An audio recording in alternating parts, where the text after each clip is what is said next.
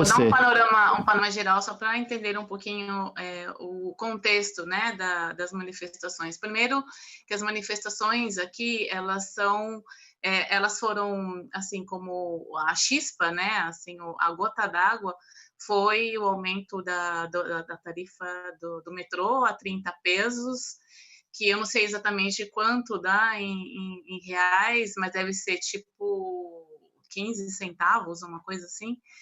E, e começa com os estudantes secundaristas, né, que tradicionalmente aqui eles são super mobilizados e bastante politizados, né, são jovenzinhos de 11 a 17 anos de idade, e que estão mobilizados desde 2006. A mobilização dos estudantes aqui, né, por melhorias na educação, começa no governo da Bachelet, entre 2006 e 2010, e continua até hoje, né? Então, atravessou o primeiro período do mandato da Bachelet, 2006 2010, depois do Pinheira, depois da Bachelet de novo e agora com Pinheira.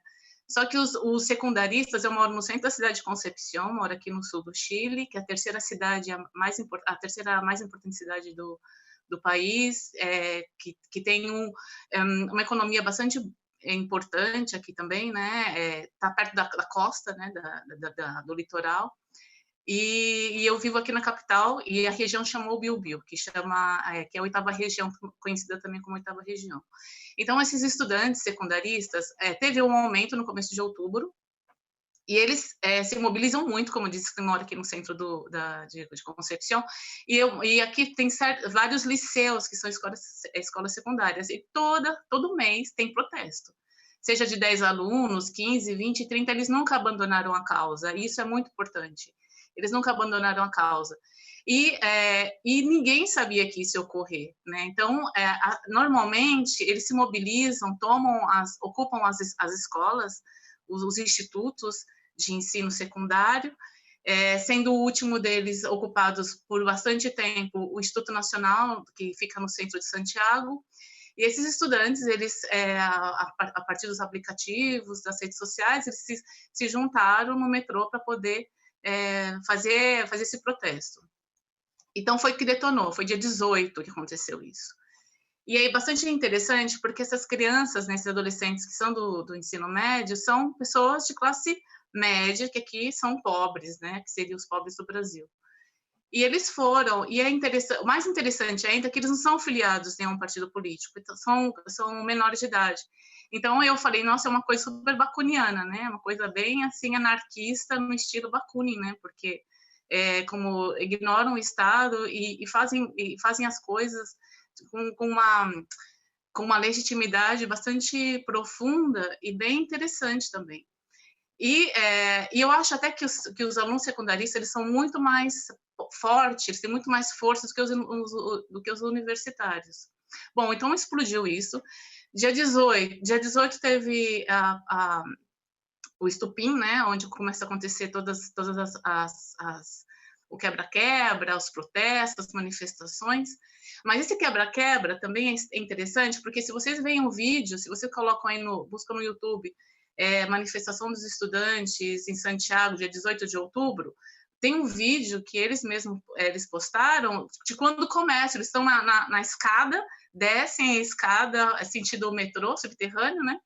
E começam aí, atravessam as cancelas do metrô, e só isso, com mochilas, não tinha bomba, não tinha nada, mas de repente começa a explodir tudo, começa um quebra-quebra que dá para perceber que não foi ao mesmo tempo, mas poucas horas depois começa uma extensão de vandalismo que não correspondia ao que a gente estava vendo ali, né? Não fazia sentido. E no dia 19 começa o toque de recolher, né, nas capitais, e a mobilização foi assim de uma grandeza que ninguém esperava, nem os partidos de esquerda, nem os movimentos sociais e muito menos o governo. E aquela fala infeliz do Pinheira, que ele diz que estamos em guerra contra o inimigo implacável, né? Importante, né? Implacável, forte, implacável, uma coisa assim. E isso gerou um mal-estar e ele teve que se desculpar, porque ele foi obrigado a se desculpar. né? Mas isso daí, eu acho assim, pelo perfil psicológico dele, que é uma pessoa bastante rasa, assim, né? Não é só pior que o Bolsonaro, mas é o melhor aluno da turma do Bolsonaro, né? Aquele que senta na frente. Então, ele também fala muita asneira, e ele teve que se desculpar, porque não tinha como se desculpar, né? Mas isso não é dele. O que ele pronunciou foi o que ele havia falado em reunião, porque ele é uma pessoa que tem poucas palavras no vocabulário, não é uma pessoa muito articulada, né? Se vocês verem aí, ele é uma pessoa que ele fala muitas asneira.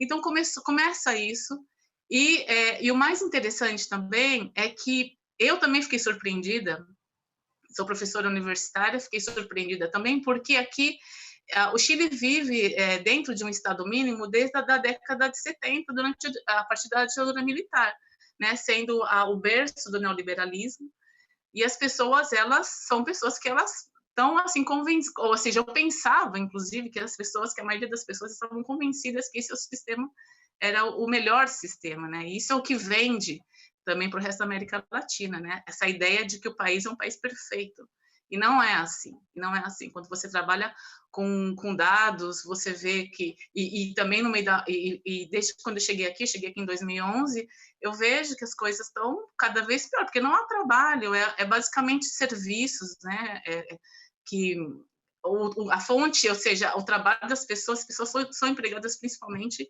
em serviços aqui na cidade. Então, não há. Então, você tem lá os alunos que estão se formando ou que estão indo para o mercado de trabalho, mas cadê o mercado de trabalho? Até o call center não é chileno. Se você liga aqui para um call center, quem atende é uma colombiana, um colombiano. Então, isso também é gritante, é muito grave. Aqui no norte tem muitas cidades fantasmas que eram ex-mineradoras, estão abandonadíssimas. Aqui no sul também tem as salitreiras também que foram abandonadas e as pessoas perderam, não há serviço, não há trabalho, né? Então, e você vive num país que tem 45 horas de jornadas semanais de trabalho, um salário mínimo de praticamente $420, com um custo de vida altíssimo, onde tudo aqui é privatizado. Então, chega uma hora que não dá mais. As pessoas, os trabalhadores desse país, eles trabalham até 80 anos de idade. No meu prédio, os conserjes, né, que são os porteiros, as pessoas que cuidam do prédio, são pessoas que têm mais de 70 anos. As pessoas que varrem as ruas aqui, as pessoas têm mais de 70 anos.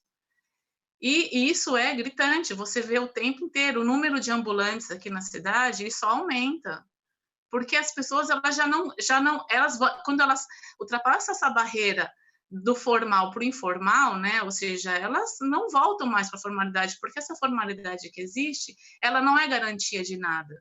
Então, você que está dentro do trabalho informal, também é um trabalho formal e precarizado. Eu sou uma funcionária do trabalho formal precarizado, que, por exemplo, é só para explicar por que a população inteira se juntou nesse protesto, nessa manifestação. Eu trabalho, sou boleto honorários, então eu e centenas e milhares de professores que trabalham aqui no ensino. Então, a universidade privada, ela tem um mínimo de professores contratados, que são 5, e ela contrata só os 5. O resto dos professores são todos boleteados, né? Que é o sistema de boleto honorários, que você paga e recebe através do serviço de impostos internos, que é tipo Receita Federal. Então, você recebe o teu salário, que é um salário que você tem que trabalhar dar muitas aulas para poder ter o mínimo, ou seja, perto da dignidade, né? Porque acho que às vezes tem gente que nem alcança isso. Então, você trabalha, se as aulas começam em março, você só recebe pelos meses trabalhados. Então, março, abril, maio, junho e talvez julho, porque tem faculdades que têm aula até 15 dias, 20 dias de aula, então, de repente, você recebe isso. Aí, você emite um boleto via impostos internos, que desconta os 10%, e você recebe o líquido na sua conta corrente. E depois você trabalha, você às vezes fica julho sem receber nada, e você começa a receber só agosto, setembro, outubro, novembro, dezembro, e nas faculdades privadas, que não tem aula em janeiro, você fica sem receber janeiro e fevereiro. Então, você tem que, além de ganhar pouco, você tem que juntar dinheiro para pagar as contas do mês que você não está trabalhando. E isso é muito grave, isso é muito sério, né? E como é que você sobrevive pagando água, luz, telefone e tudo tão caro nesse país aqui? Uma banana custa R$1, né? O litro de leite custa 5. Então, é absurdo, né? Eu que não posso tomar leite, tenho que comprar leite vegetal, eu gasto muito mais dinheiro ainda, gasto R$15 no litro de leite vegetal.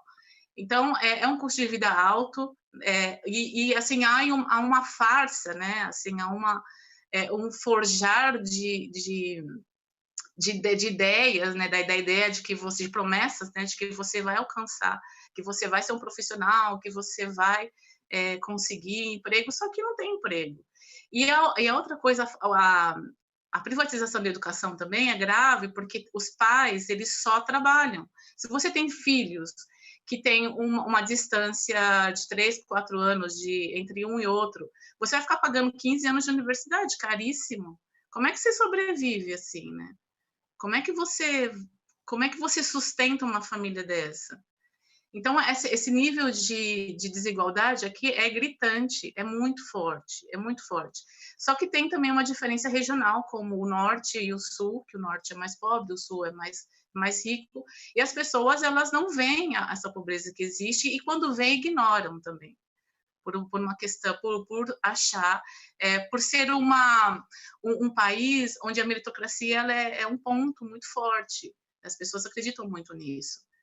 E o que passa é que os partidos de esquerda, a população, ela não ficou esperando o partido de esquerda decidir o que vai acontecer.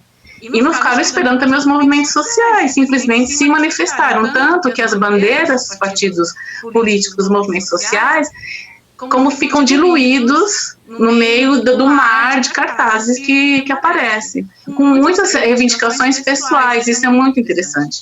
E o que está acontecendo também é claro, né, que depois do toque de recolher, de tudo que houve, o número de feridos é enorme. Eu vou só ler aqui, desculpa, eu vou olhar para o lado aqui, porque eu vou abrir aqui a página do Instituto Nacional de Direitos Humanos, que fica aqui perto, e tem vizinhos que trabalham aqui, então tem informações todo o tempo, assim, fresquinhas e até antecipadas, que a minha vizinha aqui generosamente me passa, que é o seguinte, fora isso também tenho que dizer que o número de imigrantes que vindo para cá, do Haiti, da Venezuela, também cresceu muito, e essas pessoas trabalham nos serviços, nas obras, né, na construção e também ambulantes, e são um pouco incorporados também socialmente dentro na sociedade.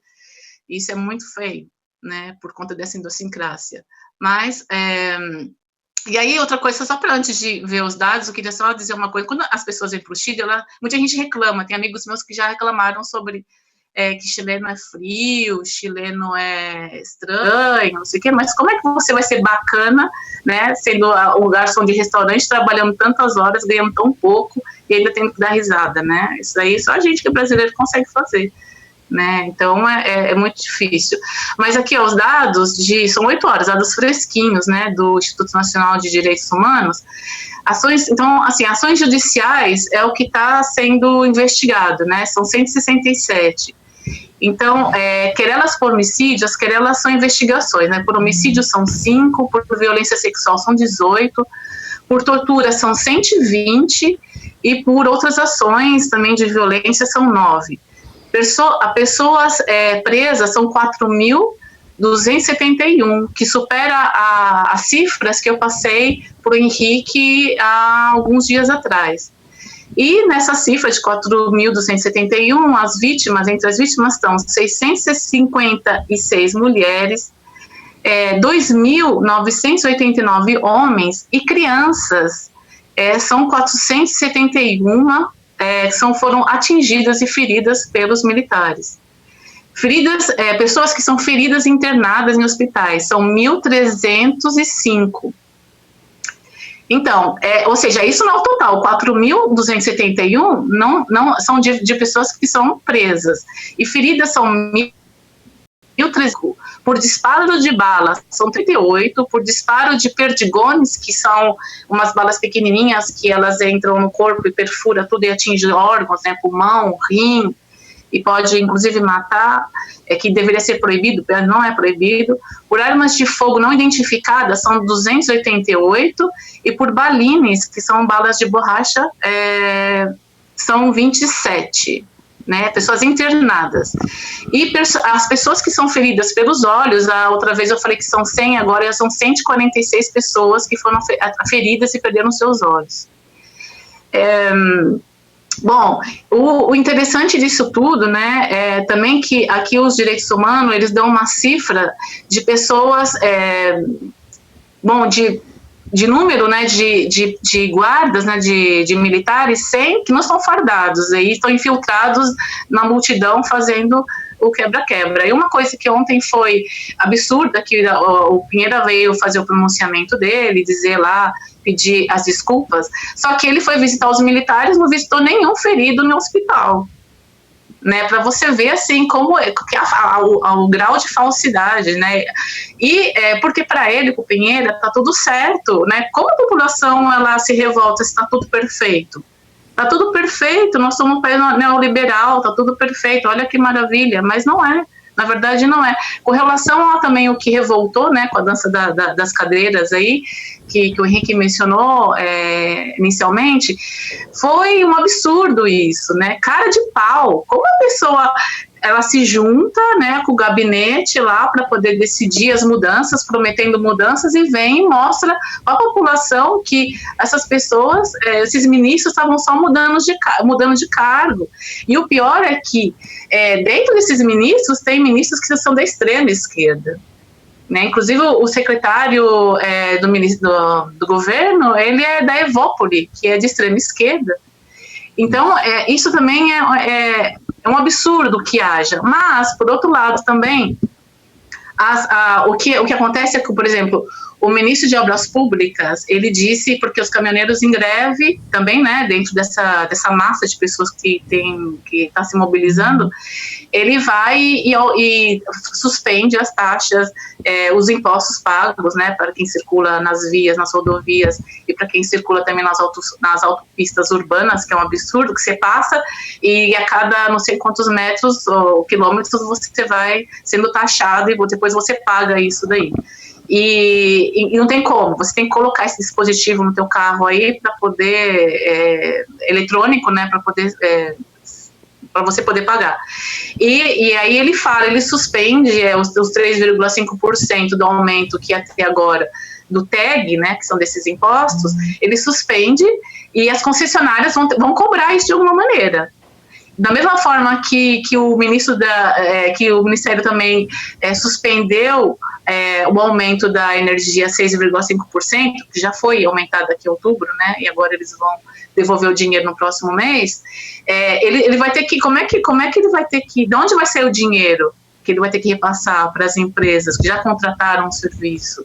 Então tem muita coisa, tem muita lã nesse balaio aí, que eles vão ter que resolver. Vai sair de onde? Do bolso do trabalhador, que já não ganha nada? A pensão aqui é absurda, as pessoas, você aposenta com salário mínimo e além do seu salário mínimo, você fica só com 30% do seu salário. É uma miséria, As pessoas, os idosos aqui sofrem, não tem saúde pública. Se você é atropelado, a ambulância chega e pergunta qual a sua ISAPRE, qual a tua FONASA. Se você não tem, em nome do Pai, do Filho e do Espírito Santo, sabe, morre em paz. Porque eles não vão, você não vai ser atendido, se você olha para o rosto das pessoas, assim, as pessoas, elas não têm quase dentes, porque o tratamento dentário aqui é caríssimo, inclusive pessoas que você olha e você acha que poderiam pagar, não pagam, na prioridades para poder prover, né, o necessário dentro de casa, mas não cuida de si mesmo. Então você tem filhos bonitos e os pais estão caindo aos pedaços. Por quê? Porque essas pessoas não têm dinheiro para pagar um tratamento dentário, nem nada. Né? Os funcionários do prédio mesmo, que são pessoas que não têm dentes na boca, mas por quê? Porque não podem, tem que cuidar dos filhos, tem que cuidar da casa e não cuida de si mesmo. Então, acho que isso tudo juntou e o que está acontecendo agora, que é um fenômeno para ser estudado mesmo, de verdade. Porque eu acho que ninguém esperava o que fosse acontecer, o que está acontecendo agora, e eu acho que só piora. As medidas, cada medida que faz, né, o governo, vai piorando, porque a população não acredita nesse governo. Não acredita. Eu acho que é um pouco o que falta também no Brasil. As pessoas, elas têm que acreditar que elas podem mudar. Elas devem mudar, sabe? E o que aconteceu aqui não é o que está acontecendo no Equador, né? Eu acho que é muito pior. É muito pior, né? Porque a população ela não quer ouvir. E quem está na rua são jovenzinhos mesmo, de verdade. Assim, você vê que são quase crianças. E que foram, e os pais vão junto, inclusive, acompanham esses filhos. Mas tem muita a questão aqui também, dos enfrentamentos, né? Porque o fenômeno também se dá de uma maneira bastante interessante. Por quê? Estou falando demais? Não, queria só pra gente arredondar aqui, porque também nosso horário tá correndo. Não, então, mas me interrompe, porque eu falo pra cá. Não, beleza. Não, tranquilo. Ó, eu queria só fazer um comentário aqui esse que você falou, assim, bem interessante do problema da economia aí, né? Do neoliberalismo. O Hever, 1980, ele chamou a atenção que é exatamente o que querem fazer no Brasil, né? E as coisas que você relatou sobre aposentadoria, sobre planos de saúde, sobre o modelo das universidades, é exatamente mesmo o que eles querem fazer no Brasil. E o que é interessante é assim, que eles querem fazer isso no Brasil agora, e lá no Chile a crise está dando justamente por isso. Porque o negócio está esgotado, né? Desde os anos 70, assim. Então, acho que o relato é muito interessante para mostrar, porque muita gente acha que assim, não é que eles vão aprovar a reforma da Previdência no Brasil e que vai ficar tão ruim assim. Não é que eles vão vão privatizar as universidades que vai ficar tão ruim assim. Não, vai ficar muito ruim. Né? Então, acho que o relato é interessante por causa disso também. Tem gente perguntando, Mônica, se o movimento aí continua ou está arrefecendo. O que você... Não, eu acho que continua. A gente tem que perceber 2 pontos. Primeiro que a ditadura no Chile, ela foi neoliberal, né? E no Brasil foi desenvolvimentista, né? Então a gente tem esses 2 pontos, assim, eu acho que tem que ser relevantes também para poder contextualizar como se dá o neoliberalismo no Brasil e como é que se dá o neoliberalismo aqui no Chile. Eu acho que não vai diminuir. Por quê? Porque ontem, quando o Pinheira ele veio a público, né, para poder fazer o pronunciamento dele, ele fez uma cagada. Ele falou primeiro que dentro das 3 prioridades, a primeira prioridade dele é estabelecer a ordem pública. A segunda prioridade é tentar fazer um programa social. E a terceira é tentar ver se tem possibilidade de se reformar a Constituinte. A população, ela quer as 2 coisas. Você estabelecer a ordem pública, né, consertar o que está quebrado, é o que menos importa nessa hora. Então, ele não consegue disfarçar. Ele fala uma coisa e faz outra coisa. Então, quando ele fala isso, ele falou isso às 5 da tarde, às 8 da noite estava cheio de barricada a cidade inteira. Porque as pessoas esperam exatamente ele falar para poder agir também, para piorar a situação. Ontem e anteontem, depois dos pronunciamentos, foi pior ainda, eu achei, sabe? Tava bem pior, eu não consegui sair porque eu tô com um problema de pele devido a uma infecção, uma alergia alimentar, e aí eu não saí porque o gás lacrimogêneo, ele afeta muito, começa a arder tudo. Mas eu vi porque eu moro 2 quadras 3 quadras do fogo cruzado, e eu consigo sair aqui, olhar na esquina e ver o que está acontecendo. Mas eu não acho que vai retroceder, existem mobilizações pontuais, assim, ou seja, reuniões dos movimentos sociais, dos partidos de esquerda também, então eu acho que não. A resposta é não. Beleza. Mônica, a gente vai ter que encerrar o programa, que nosso horário estourou. Eu queria agradecer bastante as informações, que são coisas assim que, inclusive, nós vamos explorar aqui por exemplo, isso que você falou que tem gente de esquerda no governo Pinheira. Não é de esquerda, é extrema-direita. Extrema-direita, eu entendi extrema-esquerda, desculpa. Não, direita. Tá. Não? Eu falei, ele não quer nem usar os conceitos e os nomes que os partidos de esquerda dão para os programas sociais e diz que se recusa. Sim, entendi. Bom, e aí a gente vai mantendo contato também, marca uma próxima aparição para você dar mais detalhes aí também do desenvolvimento da coisa. E como você bem falou... Eu só peço para que vocês vejam, entrem no Twitter ou entrem nas páginas do Instituto Nacional de Direitos Humanos do Chile, que cada 8 horas eles atualizam os dados, e é bastante importante para saber o que está acontecendo aqui, a truculência, o que é você viver numa ditadura neoliberal. É bastante importante a gente saber o que está acontecendo e não ter medo disso, sabe? Isso não pode afetar, porque ainda que esteja acontecendo isso, as pessoas elas estão se manifestando. Eu acho que se aqui passou isso, aí também tem que acontecer.